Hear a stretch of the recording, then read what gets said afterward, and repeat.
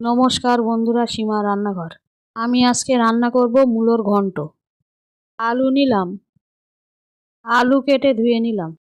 মূলো নিলাম, মূলো খোসা ছাড়িয়ে কেটে ধুয়ে নিলাম। মূলো কুড়ে নিলাম। টমেটো ধুয়ে কেটে নিলাম। পেঁয়াজ কেটে নিলাম। শুকনো লঙ্কা নিলাম। আদা কেটে নিলাম।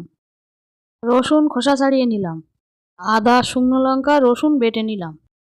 কড়া বসালাম, সর্ষের তেল দিলাম, আলু দিলাম, লবণ আর হলুদ দিলাম।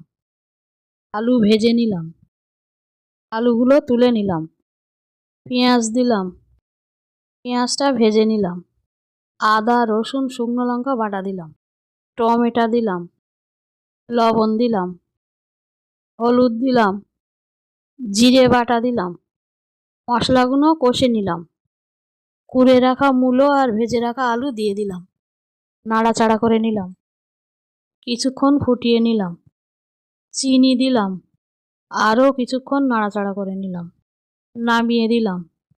মূলোর ঘন্টটা ভালো লাগলে লাইক, সাবস্ক্রাইব, কমেন্ট, শেয়ার করুন। ফ্যান্টাস্টিক।